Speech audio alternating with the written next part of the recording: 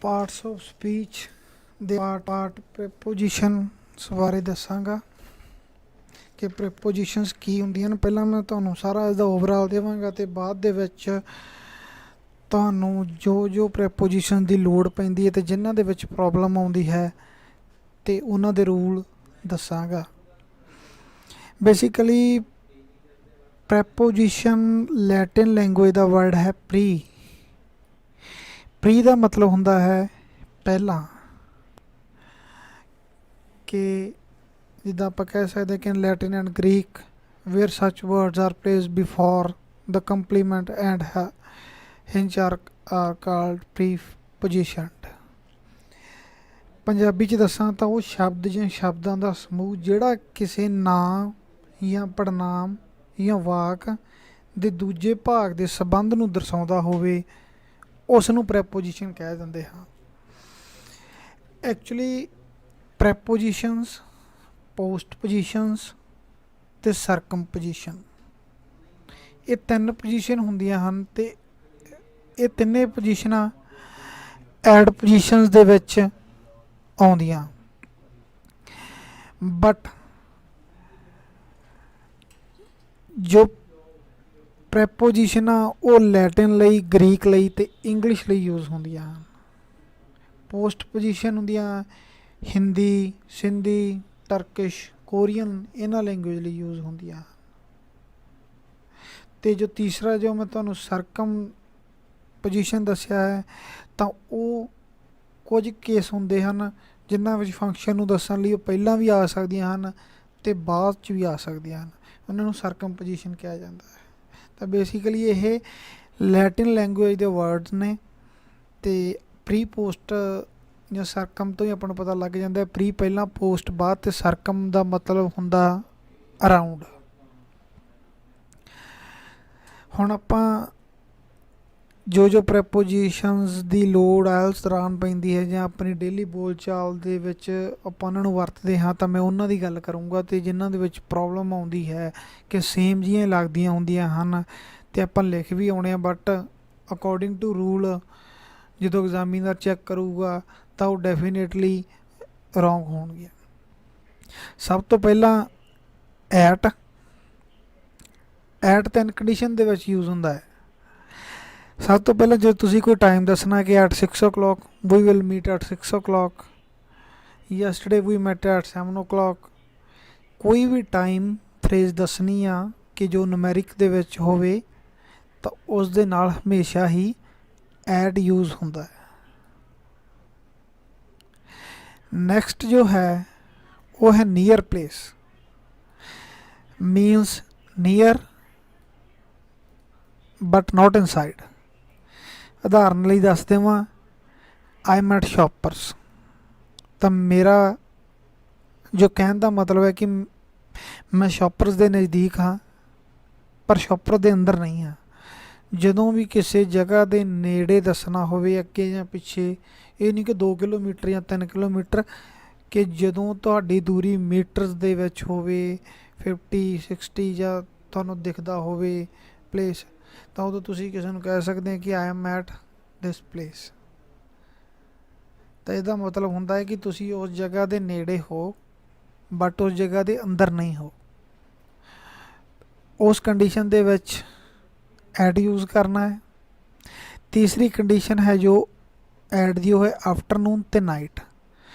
Keep ਇਨ mind ਇਹ ਦੋ ਹੀ time slot ਨੇ ਡੇ ਦੇ ਜਾਂ ਨਾਈਟ ਦੇ ਜਿਹਦੇ ਵਿੱਚ ਐਟ ਯੂਜ਼ ਹੁੰਦਾ ਹੈ। ਮਾਰਨਿੰਗ ਲਈ ਜਾਂ ਈਵਨਿੰਗ ਲਈ ਜਾਂ ਮਿਡ ਨਾਈਟ ਜਾਂ ਇਹ ਕੋਈ ਵੀ ਹੋਰ ਟਾਈਮ ਸਲੋਟ ਲਈ ਤੁਸੀਂ ਐਟ ਯੂਜ਼ ਨਹੀਂ ਕਰਨਾ ਤੇ ਨਾ ਹੀ ਰੂਲ ਅਕੋਰਡਿੰਗ ਉਹ ਹੁੰਦਾ ਹੈ, ਸਿਰਫ ਆਫਟਰਨੂਨ ਲਈ ਤੇ ਨਾਈਟ ਲਈ। ਓਕੇ, ਦੂਸਰੀ ਆਪਣੀ ਪ੍ਰੈਪੋਜੀਸ਼ਨ ਹੈ ਇਨ। ਇਨ ਆਪਾਂ ਬਹੁਤ ਜ਼ਿਆਦਾ ਯੂਜ਼ ਕਰਦੇ ਹਾਂ ਡੇਲੀ ਡੇਲੀ ਰੂਟੀਨ ਦੇ ਵਿੱਚ ਵੀ ਤੇ ਜਦੋਂ ਆਪਾਂ ਟਾਸਕ ਵਗੈਰਾ ਲਿਖਦੇ ਹਾਂ ਜਾਂ ਬੋਲਦੇ ਹਾਂ ਉਦੋਂ ਵੀ। ਜਿਵੇਂ ਮੈਂ ਆਫਟਰਨੂਨ ਤੇ ਨਾਈਟ ਦੀ ਗੱਲ ਕੀਤੀ ਹੈ ਕਿ ਇਹਨਾਂ ਨਾਲ ਐਟ ਲੱਗਦਾ ਹੈ, ਉਵੇਂ ਹੀ ਮਾਰਨਿੰਗ ਤੇ ਈਵਨਿੰਗ ਲਈ ਇਨ ਯੂਜ਼ ਹੁੰਦਾ ਹੈ।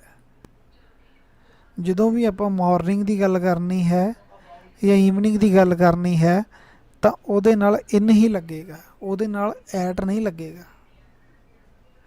ਐਟ ਆਫਟਰਨੂਨ ਤੇ ਨਾਈਟ ਲਈ, ਇਨ ਮਾਰਨਿੰਗ ਤੇ ਇਵਨਿੰਗ ਲਈ। ਦੂਸਰੀ ਜੋ ਕੰਡੀਸ਼ਨ ਹੈ ਉਹ ਹੈ ਮੰਥ ਦੀ। ਜਦੋਂ ਵੀ ਤੁਸੀਂ ਦੱਸਣਾ ਹੋਵੇ ਕੋਈ ਮੰਥ ਕਿ ਜਨਵਰੀ, ਫਰਵਰੀ, ਮਾਰਚ 12 ਮੰਥਸ ਦੇ ਵਿੱਚੋਂ ਬਿਸਾਈਡਸ ਉਹ ਮੰਥ ਗੁਜ਼ਰ ਗਿਆ, ਆਉਣ ਵਾਲਾ ਕਿਸੇ ਵੀ ਮੰਥ ਦੀ ਗੱਲ ਕਰਨੀ ਹੈ ਤਾਂ ਤੁਸੀਂ ਇਨ ਹੀ ਯੂਜ਼ ਕਰਨਾ ਹੈ। ਤੀਸਰੀ ਕੰਡੀਸ਼ਨ ਹੈ ਈਅਰ। ਜਦੋਂ ਵੀ ਕਿਸੇ ਸਾਲ ਦੀ ਗੱਲ ਕਰਦੇ ਹੋ ਕਿ like A born in 1996, Bombay attack ਵਾਜ਼ ਇਨ 2011, ਜਾਂ ਕੋਈ ਵੀ ਉਦਾਹਰਨ ਦੇਣੀ ਆ, ਉਦੋਂ ਤੁਸੀਂ ਇਨ ਯੂਜ਼ ਕਰਨਾ ਹੈ। ਕੋਈ ਵੀ ਸਾਲ ਹੋਵੇ ਨੂਮੈਰਿਕ ਦੇ ਵਿੱਚ ਲਿਖਿਆ ਵਾ, ਉਸ ਦੇ ਨਾਲ ਇਨ ਹੀ ਯੂਜ਼ ਹੋਊਗਾ ਈਅਰ ਦੇ ਲਈ ਵੀ। ਨੈਕਸਟ ਹੈ ਸੀਜ਼ਨ। ਸੀਜ਼ਨਸ ਜਿੱਦਾਂ ਰੁੱਤਾਂ ਹੁੰਦੀਆਂ ਹਨ ਬਦਲਦੀਆਂ, ਕਿ ਜੇ ਵਿੰਟਰ, ਸਮਰ, ਆਟਮ, ਕੋਈ ਵੀ ਜਿੱਦਾਂ ਰੁੱਤਾਂ, ਕਿਸੇ ਵੀ ਰੁੱਤ ਦੀ ਗੱਲ ਕਰ ਰਹੇ ਹੋ ਤਾਂ ਉੱਥੇ ਵੀ ਇਨ ਹੀ ਯੂਜ਼ ਹੋਊਗਾ। ਕਿ we did too much shopping in winter, ਜਿੱਦਾਂ ਮੈਂ ਐਗਜ਼ਾਮਪਲ ਲਈ ਤੁਹਾਨੂੰ ਇੱਕ ਸੈਂਟੈਂਸ ਬਣਾ ਕੇ ਦੱਸਤਾ, ਤੁਸੀਂ ਟਰਾਈ ਕਰ ਸਕਦੇ ਹੋ ਵੱਧ ਤੋਂ ਵੱਧ ਸੈਂਟੈਂਸ ਬਣਾ ਕੇ, ਤੁਹਾਨੂੰ ਆਪ ਨੂੰ ਵੀ ਪਤਾ ਲੱਗੇਗਾ ਕਿ ਇਨ ਹੀ ਆ ਰਿਹਾ ਹੈ, ਜੋ ਬੈਸਟ ਫਿੱਟ ਹੋ ਰਿਹਾ ਉਹ ਇਨ ਹੀ ਹੋ ਰਿਹਾ ਹੈ, ਅਤੇ ਰੂਲ ਵੀ ਇਨ ਹੀ ਕਹਿੰਦਾ ਹੈ ਕਿ ਇਨ ਹੀ ਯੂਜ਼ ਕਰੋ। ਓਕੇ, ਸਮਟਾਈਮ ਇਨ ਹੈ ਜੋ ਉਹ ਜਗ੍ਹਾ ਲਈ ਵੀ ਯੂਜ਼ ਹੁੰਦਾ ਹੈ, ਬਟ ਉਹਦੇ ਲਈ ਇੱਕ ਕੰਡੀਸ਼ਨ ਹੁੰਦੀ ਹੈ ਛੋਟੀ ਜੀ, ਉਹ ਮੈਂ ਤੁਹਾਨੂੰ ਅੱਗੇ ਜਾ ਕੇ ਦੱਸਦਾ ਕਿ ਕੀ ਕੰਡੀਸ਼ਨ ਹੁੰਦੀ ਹੈ। ਕਿ ਮੈਂ ਸੈਂਟੈਂਸ ਸੌਖਾ ਜਿਹਾ ਚੱਕ ਲਿਆ ਇੱਥੇ ਕਿ like I Liv in India, ਸਾਰਿਆਂ ਨੂੰ ਸਮਝ ਲੱਗ ਜਾਏ ਸੌਖਾ ਜਿਹਾ ਕਿ ਮੈਂ ਇੰਡੀਆ ਵਿੱਚ ਰਹਿੰਦਾ ਹਾਂ। ਇੱਥੇ ਮੈਂ ਜਗ੍ਹਾ ਦੇ ਨਾਲ ਇਨ ਯੂਜ਼ ਕੀਤਾ ਹੈ, ਪਰ ਇਹ ਕੰਡੀਸ਼ਨ ਕਦੋਂ ਬਣਦੀ ਹੈ?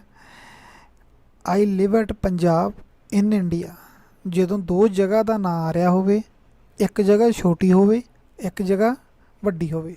ਹੁਣ ਪੰਜਾਬ ਛੋਟਾ, ਇੰਡੀਆ ਵੱਡਾ, ਵੱਡੇ ਦੇ ਨਾਲ ਹਮੇਸ਼ਾ ਇਨ ਲੱਗੇਗਾ, ਛੋਟੇ ਦੇ ਨਾਲ ਐਟ ਲੱਗੇਗਾ। I live at Brampton in Canada, I live at Texas in States। ਕੋਈ ਵੀ ਸੈਂਟੈਂਸ ਦੇ ਵਿੱਚ ਜਦੋਂ ਤੁਸੀਂ ਆਪਦੀ ਸਿਟੀ ਦੀ ਗੱਲ ਕਰ ਰਹੇ ਹੋ ਉਹਦੇ ਨਾਲ ਐਟ, ਅਤੇ ਜਦੋਂ ਤੁਸੀਂ ਆਪਣੇ ਡਿਸਟ੍ਰਿਕਟ ਜਾਂ ਆਪਣੀ ਸਟੇਟ ਜਾਂ ਆਪਣੀ ਕੰਟਰੀ ਜਾਂ ਵਰਲਡ ਦੀ ਗੱਲ ਕਰ ਰਹੇ ਹੋ ਉਹਦੇ ਨਾਲ ਇਨ। ਜਿੱਦਾਂ ਜਿੱਦਾਂ ਚੀਜ਼ ਵੱਡੀ ਹੋਈ ਜਾਏਗੀ ਉਸ ਦੇ ਨਾਲ ਇਨ ਲੱਗੀ ਜਾਏਗਾ, ਛੋਟੇ ਦੇ ਨਾਲ ਐਟ ਲੱਗੀ ਜਾਏਗਾ। For small use at and for big in। Okay, next preposition ਹੈ on। ਇਹ ਰਲਦੀਆਂ ਜੁਲਦੀਆਂ ਪ੍ਰੈਪੋਜੀਸ਼ਨ ਹੈ ਜੋ ਆਪਣੀ ਪ੍ਰੋਬਲਮ ਕ੍ਰੀਏਟ ਕਰਦੀਆਂ ਹਨ, ਜਿਨ੍ਹਾਂ ਵਿੱਚ ਆਪਾਂ ਹੋਰ ਦੀ ਜਗ੍ਹਾ ਹੋਰ ਲਿਖ ਆਉਣੇ ਆ। ਤਾਂ ਤੁਹਾਨੂੰ ਇਹਨਾਂ ਦੇ ਮੈਂ ਰੂਲ ਦੱਸ ਰਿਹਾ ਹਾਂ ਕਿ ਇਹ ਰੂਲ ਕੀ ਕਹਿੰਦੇ ਹਨ ਅਤੇ ਆਪਾਂ ਕੀ ਲਿਖਣਾ ਹੈ। ਔਨ ਦਾ ਜੋ ਫਸਟ ਰੂਲ ਹੈ ਜੀ ਉਹ ਹੈ ਡੇ। ਜਦੋਂ ਵੀ ਕਿਸੇ ਡੇ ਦੀ ਗੱਲ ਕਰ ਰਹੇ ਹੋ 7 ਦਿਨਾਂ ਦੇ ਵਿੱਚੋਂ Monday, Tuesday, Wednesday, Thursday, Friday, Sunday, ਔਰ ਜਾਂ ਤੁਸੀਂ ਕਹਿਣਾ ਹੋਵੇ ਯੈਸਟਰਡੇ, ਜਾਂ ਜਿਸ ਦਿਨ ਦੀ ਗੱਲ ਕਰਨੀ ਹੈ ਤਾਂ ਉਹਦੇ ਨਾਲ ਔਨ ਹੀ ਲੱਗੇਗਾ। ਜੋ ਇੰਗਲਿਸ਼ ਦਾ ਰੂਲ ਸਾਨੂੰ ਕਹਿੰਦਾ ਹੈ ਕਿ ਇਹਨਾਂ ਦੇ ਨਾਲ ਔਨ ਹੀ ਲੱਗੇਗਾ, ਅਤੇ ਤੁਸੀਂ ਵੀ ਔਨ ਹੀ ਯੂਜ਼ ਕਰ ਰਹੇ। ਜਸਟ ਕੀਪ ਇਨ ਮਾਈਂਡ, ਜੋ ਮੈਂ ਇਹ ਚੀਜ਼ਾਂ ਡੇ, ਫੈਸਟੀਵਲ ਇਹ ਲਿਖੇ ਹਨ ਤਾਂ ਤੁਹਾਨੂੰ ਆਪੇ ਪਤਾ ਲੱਗ ਜਾਏਗਾ ਕਿ ਕਿਵੇਂ ਯੂਜ਼ ਕਰਨਾ ਹੈ। ਨੈਕਸਟ ਹੈ ਫੈਸਟੀਵਲ। ਜਦੋਂ ਵੀ ਕਿਸੇ ਤਿਉਹਾਰ ਦੀ ਗੱਲ ਕਰਦੇ ਹੋ, ਦੀਵਾਲੀ, ਹੋਲੀ, ਉਦੋਂ ਔਨ ਹੀ ਯੂਜ਼ ਹੋਏਗਾ। We celebrated a lot on Diwali, we play with colours on Holi. ਕੋਈ ਵੀ ਸੈਂਟੈਂਸ ਬਣਾਓਗੇ ਤਾਂ ਉਹਦੇ ਨਾਲ ਔਨ ਹੀ ਯੂਜ਼ ਹੋਏਗਾ। ਇਹ ਮੈਂ ਤੁਹਾਨੂੰ ਈਜ਼ੀ ਸੈਂਟੈਂਸ ਦੱਸ ਰਿਹਾ, ਬਟ ਜੋ ਕੰਪਲੈਕਸ ਸੈਂਟੈਂਸ ਹੋਣਗੇ ਜਾਂ ਹਾਰਡ ਸੈਂਟੈਂਸ ਹੋਣਗੇ ਜਾਂ ਐਡਵਾਂਸ ਇੰਗਲਿਸ਼ ਹੋਊਗੀ, ਰੂਲ ਸੇਮ ਹੀ ਰਹਿਣਗੇ। ਨੈਕਸਟ ਜੋ ਰੂਲ ਹੈ ਔਨ ਦਾ ਉਹ ਹੈ the things which are placed on something but movable. ਇਹਦਾ ਮਤਲਬ ਇਹ ਹੈ ਕਿ ਜੀ ਕਿਸੇ ਚੀਜ਼ ਦੇ ਉੱਪਰ ਕੋਈ ਚੀਜ਼ ਪਈ ਹੈ, ਪਰ ਜਿਹੜੀ ਚੀਜ਼ ਉੱਪਰ ਪਈ ਹੈ ਉਹ ਮੂਵੇਬਲ ਹੈ। ਉਹਨੂੰ ਆਪਾਂ ਚੱਕ ਕੇ ਅੱਗੇ ਪਿੱਛੇ ਕਰ ਸਕਦੇ ਹਾਂ, ਪੋਕਟ 'ਚ ਪਾ ਸਕਦੇ ਹਾਂ, ਕਿਤੇ ਹੋਰ ਰੱਖ ਸਕਦੇ ਹਾਂ। ਕਿ ਜਿੱਦਾਂ ਸੈਂਟੈਂਸ ਹੈ the mobile is on the table. ਹੁਣ ਮੋਬਾਈਲ ਨੂੰ ਮੈਂ ਜੇਬ 'ਚ ਵੀ ਪਾ ਸਕਦਾ, ਚੱਕ ਕੇ ਕਿਸੇ ਹੋਰ ਟੇਬਲ 'ਤੇ ਵੀ ਰੱਖ ਸਕਦਾ। ਤਾਂ ਉੱਥੇ ਵੀ ਜਿਹੜੀਆਂ ਚੀਜ਼ਾਂ ਮੂਵ ਕਰਦੀਆਂ ਹਨ ਉਹਨਾਂ ਲਈ ਔਨ ਯੂਜ਼ ਹੋਏਗਾ। ਇਸੇ ਕਾਰਨ ਹੀ ਜੋ ਵੱਡੇ ਵੱਡੇ ਮੈਟਰੋ ਸਿਟੀਜ਼ ਦੇ ਵਿੱਚ ਫਲਾਈਓਵਰ ਬਣੇ ਹੁੰਦੇ ਹਨ ਉਹਨਾਂ ਨੂੰ ਫਲਾਈਓਵਰ ਕਿਹਾ ਜਾਂਦਾ ਹੈ, ਉਹਨਾਂ ਨੂੰ ਫਲਾਈ ਔਨ ਨਹੀਂ ਕਿਹਾ ਜਾਂਦਾ। ਕਿਉਂਕਿ ਫਲਾਈ ਔਨ ਤਾਂ ਕਿਹਾ ਜਾਵੇ ਜੇ ਉਹ ਮੂਵ ਕਰਦੇ ਹੋਣ, ਉਹ ਮੂਵ ਨਹੀਂ ਕਰਦੇਗੇ। ਜਿਹੜੀਆਂ ਚੀਜ਼ਾਂ ਮੂਵ ਨਹੀਂ ਕਰਦੀਆਂ ਉਹਨਾਂ ਲਈ ਓਵਰ, ਮੂਵ ਕਰਦੀਆਂ ਉਹਨਾਂ ਲਈ ਔਨ। ਜਿੱਦਾਂ ਸਕਾਈ ਆ, ਮੂਵ ਨਹੀਂ ਕਰਦਾ। ਕਈ ਚੀਜ਼ਾਂ ਇੱਦਾਂ ਦੀਆਂ ਹੁੰਦੀਆਂ ਜੋ ਇੱਕ ਥਾਂ 'ਤੇ ਸਟਿਲ ਸਟਰਕਚਰ ਹੁੰਦੀ ਹੈ, ਸਟਿਲ ਉੱਥੇ ਆਪਾਂ ਉਹਨਾਂ ਨੂੰ ਹਿਲਾ ਨਹੀਂ ਸਕਦੇ। ਅਤੇ ਫਲਾਈ ਓਵਰ ਫਲਾਈ ਔਨ ਦੇ ਨਾਲ ਹੀ ਮੈਂ ਤੁਹਾਨੂੰ ਇੱਕ ਹੋਰ ਇੰਪੋਰਟੈਂਟ ਗੱਲ ਦੱਸ ਦਿੰਦਾ ਕਿ ਜੋ ਫਲਾਈ ਓਵਰ ਹੁੰਦਾ ਹੈ, ਜਿੱਦਾਂ ਆਪਾਂ ਸਿਨੋਨੀਅਮ ਯੂਜ਼ ਕਰ ਲੈਂਦੇ ਹਾਂ, ਬਟ ਫਲਾਈ ਓਵਰ ਦਾ ਜੋ ਐਗਜ਼ੈਕਟ ਮੀਨਿੰਗ ਹੁੰਦਾ ਹੈ ਜੋ ਚੀਜ਼ ਧਰਤੀ ਦੇ ਉੱਤੇ ਬਣੀ ਹੋਵੇ। ਜੇ ਤੁਸੀਂ ਦੇਖੋਗੇ ਜਿਸ ਦੇ ਥੰਮ ਜਾਂ ਬੀਮ ਵਗੈਰਾ ਜਿਹੜੇ ਹੁੰਦੇ ਹਨ ਉਹ ਉੱਪਰਲੀ ਧਰਤੀ ਦੀ ਸਤਹ ਤੋਂ ਉਹਦੇ 'ਤੇ ਹੁੰਦੇ ਹਨ। ਅਤੇ ਜੋ ਬ੍ਰਿਜ ਹੁੰਦੇ ਹਨ, ਪੁਲ ਹੁੰਦੇ ਹਨ, ਉਹਨਾਂ ਦੇ ਥੰਮ ਜੋ ਚੱਕੇ ਜਾਂਦੇ ਹਨ ਉਹ ਅੰਡਰ ਵਾਟਰ ਚੱਕੇ ਜਾਂਦੇ ਹਨ। ਜੋ ਧਰਤੀ ਦੇ ਥੱਲੇ ਪਾਣੀ ਹੈ ਉਹਨਾਂ ਦੇ ਥੰਮ ਉੱਥੋਂ ਚੱਕੇ ਹੁੰਦੇ ਹਨ। ਪੋਲ ਬੇਸਿਕਲੀ ਜੋ ਪੋਲ ਆ ਉਹ ਧਰਤੀ ਹੇਠਲੇ ਪਾਣੀ ਤੋਂ ਚੱਕੇ ਹੁੰਦੇ ਹਨ, ਤਾਂ ਉਹਨਾਂ ਨੂੰ ਬ੍ਰਿਜ ਕਿਹਾ ਜਾਂਦਾ ਹੈ। ਅਤੇ ਜੋ ਦੂਸਰੇ ਹੁੰਦੇ ਹਨ ਉਹਨਾਂ ਨੂੰ ਫਲਾਈਓਵਰ ਕਿਹਾ ਜਾਂਦਾ ਹੈ। ਓਕੇ, ਅਤੇ ਜੋ ਨੈਕਸਟ ਆਪਣੀ ਪ੍ਰੈਪੋਜੀਸ਼ਨ ਹੈ ਉਹ ਹੈ ਬਿਸਾਈਡ ਅਤੇ ਬਿਸਾਈਡ। ਦੇਖਣ ਨੂੰ ਇੱਕੋ ਜਿਹੀਆਂ ਲੱਗਦੀਆਂ ਹਨ, ਸਿਰਫ ਇਸ ਦਾ ਫਰਕ ਹੈ, ਬਟ ਰੂਲ ਮੁਤਾਬਕ ਇਹਨਾਂ ਦਾ ਡਿਫਰੈਂਸ ਬਹੁਤ ਹੈ। ਮੈਂ ਦੱਸਦਾ ਤੁਹਾਨੂੰ ਪਹਿਲਾਂ ਬਿਸਾਈਡ ਦੀ ਐਗਜ਼ਾਮਪਲ ਮੈਂ ਤੁਹਾਨੂੰ ਜਿੱਦਾਂ ਇੱਥੇ ਲਿਖਿਆ ਲਾਈਕ ਯੂ ਆਰ ਸਿਟਿੰਗ ਬਿਸਾਈਡਸ ਮੀ। ਤਾਂ ਮੇਰੇ ਕਹਿਣ ਦਾ ਮਤਲਬ ਹੈ ਕਿ ਤੁਸੀਂ ਮੇਰੇ ਨਾਲ ਬੈਠੇ ਹੋ, ਕਿ ਜਿੱਦਾਂ ਦੋ ਚੇਅਰਸ ਪਈਆਂ ਨੇ, ਇੱਕ ਚੇਅਰ 'ਤੇ ਮੈਂ ਬੈਠਾ ਹਾਂ, ਸੱਜੇ ਚਾਹੇ ਖੱਬੇ। ਜਦੋਂ ਤੁਸੀਂ ਦੱਸਣਾ ਕਿ ਨਾਲ ਕੋਈ ਵੀ ਚੀਜ਼ ਨਾਲ ਪਈ ਹੈ ਜਾਂ ਨਾਲ ਤੁਸੀਂ ਨਾਲ ਬੈਠੇ ਹੋ ਤਾਂ ਉੱਥੇ ਆਪਾਂ ਬਿਸਾਈਡ ਯੂਜ਼ ਕਰਦੇ ਹਾਂ। ਅਤੇ ਬਿਸਾਈਡਸ ਹੁੰਦਾ ਹੈ ਜਿੱਦਾਂ ਸੈਂਟੈਂਸ ਹੈ ਕਿ like I am learning English besides computer, I am learning French besides English. ਜਦੋਂ ਤੁਸੀਂ ਦੋ ਚੀਜ਼ਾਂ ਇੱਕੇ ਟਾਈਮ 'ਤੇ ਕਰ ਰਹੇ ਹੋ ਕਿ ਮੈਂ ਇੰਗਲਿਸ਼ ਸਿੱਖ ਰਿਹਾ ਹਾਂ ਨਾਲ ਨਾਲ ਕੰਪਿਊਟਰ ਵੀ, ਦੋ ਚੀਜ਼ਾਂ ਕਰ ਰਹੇ ਹਾਂ ਨਾ ਆਪਾਂ, ਕਿ ਇੰਗਲਿਸ਼ ਵੀ ਸਿੱਖ ਰਹੇ ਹਾਂ ਅਤੇ ਕੰਪਿਊਟਰ ਵੀ ਸਿੱਖ ਰਹੇ ਹਾਂ। both things when you are done at the same time then you should use besides। ਅਤੇ beside ਜਦੋਂ ਤੁਹਾਡੇ ਕੋਈ ਆਲੇ ਦੁਆਲੇ ਜਾਂ ਨਾਲ ਬੈਠਾ ਹੈ ਉਦੋਂ। ਨੈਕਸਟ ਆਪਣੀ ਬਿਟਵੀਨ ਅਤੇ ਅਮੰਗ। ਐਕਚੁਅਲੀ ਇਹ ਮੈਂ 4 6 ਜਾਂ 7 ਤਾਂ ਹੀ ਦੱਸ ਰਿਹਾ ਕਿ ਜੋ ਆਪਣਾ ਟਾਸਕ 1 ਜਾਂ ਟਾਸਕ 2 ਦੇ ਵਿੱਚ ਆਪਾਂ ਜਦੋਂ ਸਿਨੋਨੀਮ ਯੂਜ਼ ਕਰਦੇ ਹਾਂ ਤਾਂ ਆਪਾਂ ਇਹਨਾਂ ਦੀ ਜਗ੍ਹਾ 'ਤੇ ਚੱਕ ਕੇ ਇਹਨਾਂ ਨੂੰ ਯੂਜ਼ ਕਰ ਲੈਂਦੇ ਹਾਂ। ਕੁਝ ਜਗ੍ਹਾ ਉਹ ਚੱਲ ਵੀ ਜਾਂਦੀਆਂ, ਬਟ ਅਕੋਰਡਿੰਗ ਟੂ ਜੋ ਰੂਲ ਕਹੀਏ ਤਾਂ ਐਗਜ਼ਾਮੀਨਰ ਉਸ ਨੂੰ ਗਲਤ ਹੀ ਕਰਦਾ। ਤਾਂ ਬਿਟਵੀਨ ਜੋ ਹੈ ਵੈਨ ਅ ਥਿੰਗ ਡਿਸਟਰੀਬਿਊਟਡ ਬਿਟਵੀਨ 2, ਜਦੋਂ ਕੋਈ ਵੀ ਚੀਜ਼ ਦੋ ਬੰਦਿਆਂ ਦੇ ਵਿੱਚ ਵੰਡੀ ਜਾਵੇ, ਕਿ like the apple distributed in Ram and Sham, ਜੋ ਸੇਬ ਹੈ ਕਿ ਰਾਮ ਅਤੇ ਸ਼ਾਮ ਦੇ ਵਿੱਚ ਵੰਡਿਆ ਗਿਆ। ਬਿਟਵੀਨ ਸਿਰਫ ਦੋ ਲੋਕਾਂ ਲਈ ਯੂਜ਼ ਹੁੰਦਾ ਹੈ। ਅਤੇ ਅਮੰਗ ਹੁੰਦਾ ਹੈ when a thing distributed in a group, ਜਦੋਂ ਤੁਸੀਂ ਕਿਸੇ ਗਰੁੱਪ ਬਹੁਤ ਲੋਕਾਂ ਲਈ 5 10 15 20 ਕਿਸੇ ਗਰੁੱਪ ਲਈ ਕੋਈ ਚੀਜ਼ ਵੰਡਣੀ ਹੈ ਜਾਂ ਗਰੁੱਪ ਦੀ ਗੱਲ ਕਰਦੇ ਹੋ ਉਦੋਂ ਤੁਸੀਂ ਅਮੰਗ ਯੂਜ਼ ਕਰਨਾ ਹੈ। ਅਤੇ ਜੇ ਤੁਸੀਂ ਦੋ ਚੀਜ਼ਾਂ ਜਾਂ ਦੋ ਬੰਦਿਆਂ ਦਾ ਜਾਂ ਦੋ ਜਗ੍ਹਾ ਦੀ ਗੱਲ ਕਰ ਰਹੇ ਹੋ ਤਾਂ ਬੋਥ ਲਈ ਤੁਸੀਂ ਬਿਟਵੀਨ ਯੂਜ਼ ਕਰਨਾ ਹੈ। ਅਤੇ ਇੱਕ ਮੋਸਟ ਇੰਪੋਰਟੈਂਟ ਰੂਲ ਤੁਹਾਨੂੰ ਮੈਂ ਹੋਰ ਦੱਸ ਦਿੰਦਾ ਹੈ ਕਿ ਟਾਸਕ 2 ਦੇ ਸਟਰਕਚਰ ਦੇ ਵਿੱਚ ਆਮ ਤੌਰ 'ਤੇ ਹੀ ਆ ਜਾਂਦਾ ਹੈ ਕਿ ਜਿੱਦਾਂ ਮੈਂ ਐਗਜ਼ਾਮਪਲ ਟਾਸਕ 1 ਦੇ ਵਿੱਚ ਕਿ ਪਾਈ ਚਾਰਟ ਦੀ ਐਗਜ਼ਾਮਪਲ ਲਾ ਲਓ ਤੁਸੀਂ ਕਿ ਫਰੋਮ ਈਅਰ ਦਿੱਤਾ ਹੁੰਦਾ ਹੈ ਫਰੋਮ 1996 ਟੂ 2005। ਤਾਂ ਇਹ ਇੱਕ ਰੂਲ ਹੈ ਜੀ, ਜੇ ਉੱਪਰ ਫਰੋਮ ਅਤੇ ਟੂ ਹੈ ਤਾਂ ਜਦੋਂ ਤੁਸੀਂ ਇੰਟਰੋ ਉਹਦੀ ਲਿਖ ਰਹੇ ਹੋ ਤਾਂ ਤੁਸੀਂ ਉਹਦੀ ਜਗ੍ਹਾ 'ਤੇ ਬਿਟਵੀਨ ਅਤੇ ਐਂਡ ਕਰ ਦੇਣਾ ਹੈ। ਜੇ ਤੁਹਾਡੇ ਕੁਐਸਚਨ ਦੇ ਵਿੱਚ ਬਿਟਵੀਨ ਤੇ ਐਂਡ ਆਇਆ ਹੈ ਤਾਂ ਤੁਸੀਂ ਉਹਦੀ ਐਂਟਰੋਥੀਸਿਸ ਦੇ ਵਿੱਚ ਉਲਟ ਕਰ ਦੇਣਾ ਹੈ ਫਰੋਮ ਟੂ।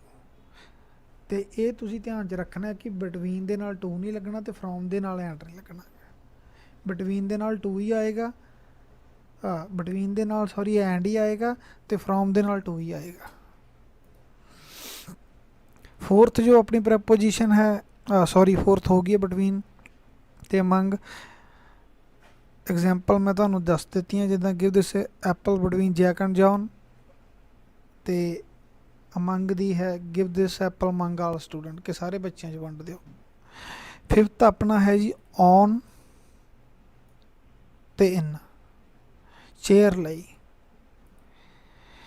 ਤਾਂ ਇਹਦੇ ਵਿੱਚ ਕੀ ਹੁੰਦਾ ਹੈ ਕਿ ਆਪਾਂ ਇਹਦੇ 'ਚ ਬਹੁਤ ਬੱਚੇ ਕੀ ਮੈਂ ਤੁਹਾਨੂੰ ਕਹਿੰਦਾ ਕਿ 80% ਜਾਂ 90% ਬੱਚੇ ਮਿਸਟੇਕ ਕਰਦੇ ਹਨ ਕਿ ਸਿਟਿੰਗ ਔਨ ਚੇਅਰ ਜਾਂ ਸਿਟਿੰਗ ਇਨ ਚੇਅਰ। ਤਾਂ ਇਹਦੇ ਵਿੱਚ ਕੰਡੀਸ਼ਨ ਕੀ ਹੁੰਦੀ ਹੈ ਕਿ ਜਿੱਦਾਂ ਦੀ ਚੇਅਰ ਹੈ, the chair which have arms on both side, ਜਿਹੜੀ ਚੇਅਰ ਦੇ ਦੋਹਾਂ ਪਾਸਿਆਂ ਦੇ ਉੱਤੇ ਬਾਹਾਂ ਜਿੱਦਾਂ ਕਹਿ ਲਈਏ ਕਿ ਆਪਾਂ ਬਣੀਆਂ ਹੁੰਦੀਆਂ ਹਨ, ਆਪਣੀਆਂ ਬਾਹਾਂ ਰੱਖਣ ਨੂੰ like not a kind of ਮੂੜਾ, ਜਿਵੇਂ ਪੰਜਾਬੀ 'ਚ ਮੈਂ ਕਹਿ ਦਿਆਂ, ਜਾਂ ਟੇਬਲ ਬੈਠਣ ਲਈ, ਉਹ ਨਹੀਂ, ਜਿਹਦੇ ਦੋਹਾਂ ਸਾਈਡਾਂ ਦੇ ਉੱਤੇ ਆਰਮਸ ਲੱਗੀਆਂ, ਉਹਦੇ ਲਈ ਇਨ ਯੂਜ਼ ਹੁੰਦਾ ਹੈ ਕਿਉਂਕਿ ਉਹਦੇ ਵਿੱਚ ਆਪਾਂ ਬੈਠਦੇ ਹਾਂ। ਜਦੋਂ ਆਪਾਂ ਬੈਠਦੇ ਹਾਂ ਤਾਂ ਆਪਾਂ ਉਹਦੇ ਵਿੱਚ ਧੱਸ ਜਾਂਦੇ ਹਾਂ, ਜੋ ਉਹਦੀਆਂ ਬਾਹਾਂ ਹੁੰਦੀਆਂ ਉਹ ਨਹੀਂ ਹਿਲਦੀਆਂ, ਉਹ ਸਾਈਡ 'ਤੇ ਉਵੇਂ ਰਹਿ ਜਾਂਦੀਆਂ। ਉਸ ਦੇ ਲਈ ਜੋ ਪ੍ਰੈਪੋਜੀਸ਼ਨ ਯੂਜ਼ ਹੋਊਗੀ ਉਹ ਇਨ ਹੈ। ਅਤੇ ਜਿਹੜੀ ਚੇਅਰ ਦੇ ਹੈ ਨਹੀਂ, ਜਿਹਦੇ ਵਿੱਚ ਮੂਹੜੇ ਜਾਂ ਸ਼ਾਰਟ ਟੇਬਲਸ ਜਿਹੜੇ ਹੁੰਦੇ ਆ ਬਹਿਣ ਵਾਲੇ, ਜਾਂ ਕੋਈ ਚੇਅਰ ਦਾ ਡਿਜ਼ਾਈਨ ਹੀ ਇੱਦਾਂ ਦਾ ਹੁੰਦਾ ਹੈ ਕਿ ਉਹ ਸਾਈਡਸ ਨਹੀਂ ਬਣੀਆਂ ਹੁੰਦੀਆਂ ਹਨ, ਤਾਂ ਉਹਨਾਂ ਚੇਅਰਸ ਦੇ ਲਈ ਆਪਾਂ ਔਨ ਯੂਜ਼ ਕਰਦੇ ਹਾਂ। ਇੰਨੀਆਂ ਜੋ ਮੇਨ ਪ੍ਰੈਪੋਜੀਸ਼ਨਸ ਨੇ ਤੁਸੀਂ ਯਾਦ ਰੱਖਣੀਆਂ ਨੇ। ਅਤੇ ਇਹਦੇ ਨਾਲ ਹੀ ਮੈਂ ਤੁਹਾਨੂੰ ਇੱਕ ਚੀਜ਼ ਹੋਰ ਦੱਸ ਦਿੰਦਾ ਹਾਂ, ਮੈਂ ਇੱਥੇ ਲਿਖੀ ਨਹੀਂ, ਇਨ ਤੇ ਇਨਟੂ। ਜਦੋਂ ਵੀ ਕੋਈ ਚੀਜ਼ ਸੱਜੇ ਤੋਂ ਖੱਬੇ ਜਾਂਦੀ ਹੈ, the thing goes from right to left, ਉਦੋਂ ਇਨ ਯੂਜ਼ ਹੁੰਦਾ ਹੈ। ਉਦੋਂ ਇਨ ਯੂਜ਼ ਹੁੰਦਾ ਹੈ ਜਦੋਂ ਕੋਈ ਵੀ ਚੀਜ਼ ਵੈਨ, ਮੈਂ ਲਿਖ ਵੀ ਦਿੰਦਾ ਤੁਹਾਨੂੰ ਇੱਥੇ, when a thing goes from right to left, ਤਾਂ ਉਦੋਂ ਇਨ ਯੂਜ਼ ਹੋਏਗਾ। ਅਤੇ ਇਨਟੂ ਕਿੱਥੇ ਯੂਜ਼ ਹੋਏਗਾ ਕਿ ਜਦੋਂ ਕੋਈ ਚੀਜ਼ ਜਦੋਂ ਕੋਈ ਚੀਜ਼ ਉੱਪਰ ਤੋਂ ਹੇਠਾਂ ਨੂੰ ਜਾਂਦੀ ਹੈ, ਉਦੋਂ ਇਨਟੂ ਯੂਜ਼ ਹੋਏਗਾ। ਕਿ ਜਿੱਦਾਂ ਮੈਂ ਇਹਦੀ ਕੋਈ ਐਗਜ਼ਾਮਪਲ ਤੁਹਾਨੂੰ ਦੱਸ ਦਿੰਦਾ ਕਿ ਲਾਈਕ ਆਈ ਜੰਪਡ ਇਨਟੂ ਵੈਲ,